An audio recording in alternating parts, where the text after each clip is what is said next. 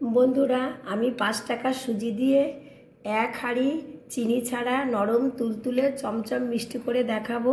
অনেক দিন পরে আবার রেসিপি নিয়ে ফিরে এসেছি। অনেক অসুস্থ ছিলাম, এখনই আমি পুরোপুরি ঠিক হয়নি, একটু সামান্য একটু ঠিক হয়েছি, তাও আসলাম। অনেক দিন হয়ে গেল রেসিপি দিতে পারছি না তোমাদের। রেসিপির জন্য যে বাটির সুজি নিয়েছি সেই বাটি মেপেই আমি 2 বাটি দুধ দিয়ে দিচ্ছি। দুধটা ফোটা পর্যন্ত অপেক্ষা করব। আমার গলার ভয়েস শুনেই তোমরা বুঝতে পারছো আমি বেশি কিন্তু কথা বলতে পারবো না। আমি এখানে লিকুইড দুধ দিয়ে করছি, তোমরা কিন্তু গুঁড়ো দুধ দিয়েও করতে পারো। সেক্ষেত্রে বাটি মেপেই তোমরা জল নেবে। 1 বাটি সুজির জন্য 2 বাটি জল নেবে লিকুইড দুধের ক্ষেত্রে। আর জলটা হালকা গরম হলে তখন লিকুইড দুধটা দিতে হবে। কিছুটা ঘি দিয়ে দিচ্ছি।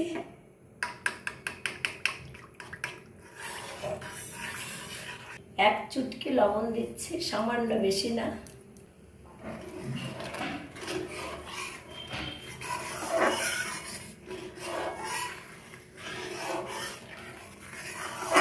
আমি কিন্তু দুধটা আগে থেকেই ঘন করে জাল দিয়ে রেখেছিলাম। দুধটা আমার খুব ভালো করে ফুটে গেছে। আমি গ্যাসটা সিম করে দিয়ে সুজিটা দিয়ে দিচ্ছি। এবার খুব ভালো করে নাড়তে হবে, নেড়ে নেড়ে একটা ডো তৈরি করতে হবে।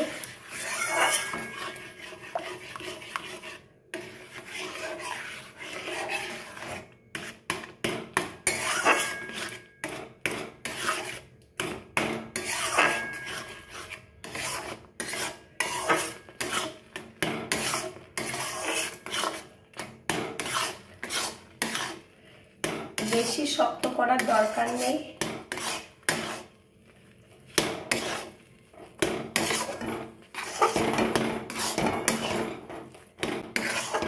এবার আমি নামিয়ে নেব। ঠান্ডা হলেই আর একটু শক্ত হয়ে যাবে।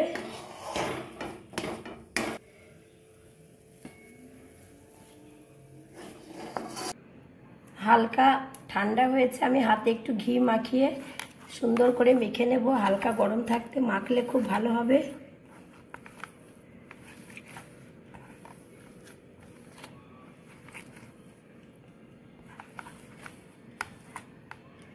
যত ভালো করে মাখবে মিষ্টিগুলো কিন্তু ফাটবে না, খুব সুন্দর করে তৈরি হবে। আর মসৃণ করে মাখতে হবে।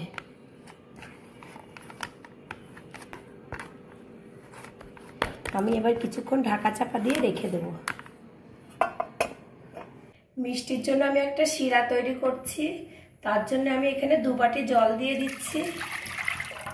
খেজুরের গুড়, আমি শিরাটা গুড় দিয়ে করব।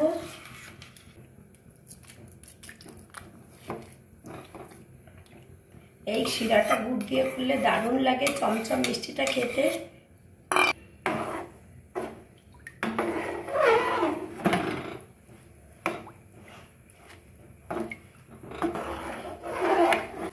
মিষ্টির ফ্লেভারটা খুব সুন্দর আসার জন্য আমি একটা তেজপাতা দিচ্ছি, আর একটু এলাচ, লবঙ্গ আর দারচিনি দিয়ে দিচ্ছি।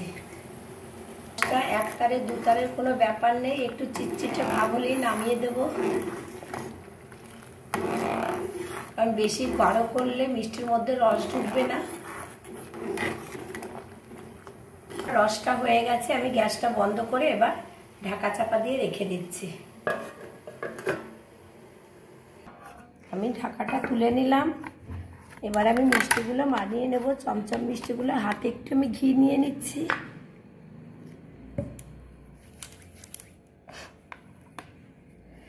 আমি খুব একটা বড় করব না, ছোট ছোট সাইজ করেই করব।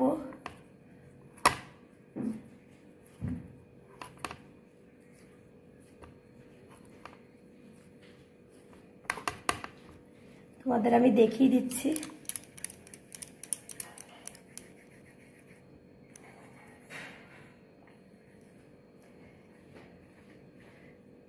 এইভাবে করব।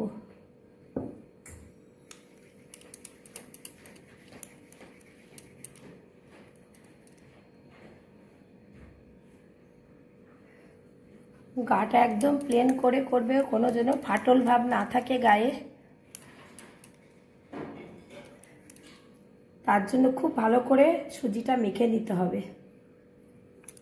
সমস্ত চমচম মিষ্টিগুলো দেখো বানিয়ে নিয়েছি, কত সুন্দর দেখতে লাগছে। সাদা তেল দিয়ে দিচ্ছি। এটা আমার মিডিয়াম গরম হয়ে গেছে, আমি একে একে মিষ্টিগুলো দিয়ে দিচ্ছি।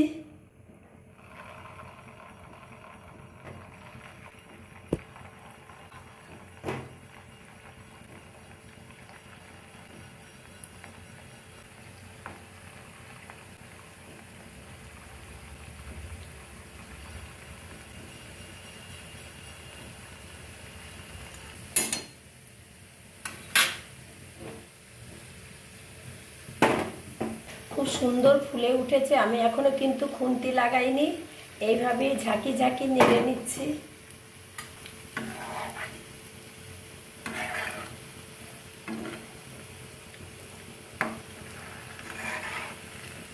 খুব সুন্দর কালার এসে গেছে।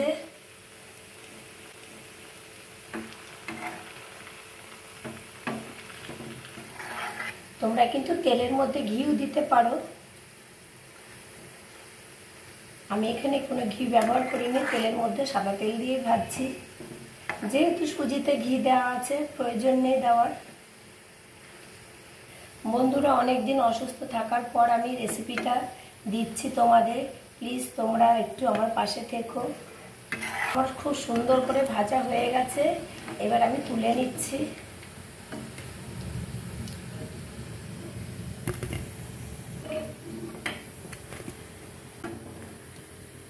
বাকিগুলো আমি একইভাবে ভেজে নেব।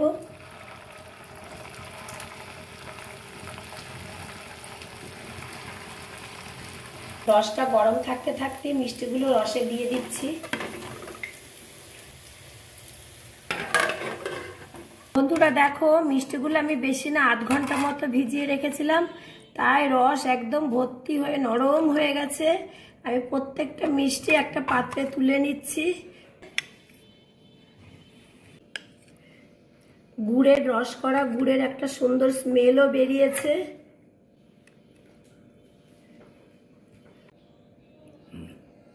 প্রত্যেকটা মিষ্টি আমি একটা পাত্রে তুলে নিয়েছি।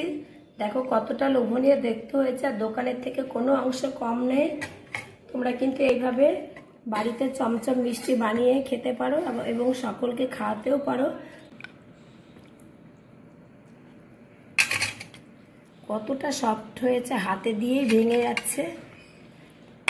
এ দেখো, আমার এই রেসিপিটা তোমাদের যদি একটুকু ভালো লেগে থাকে তাহলে অবশ্যই অবশ্যই আমার চ্যানেলটি সাবস্ক্রাইব করে দিও।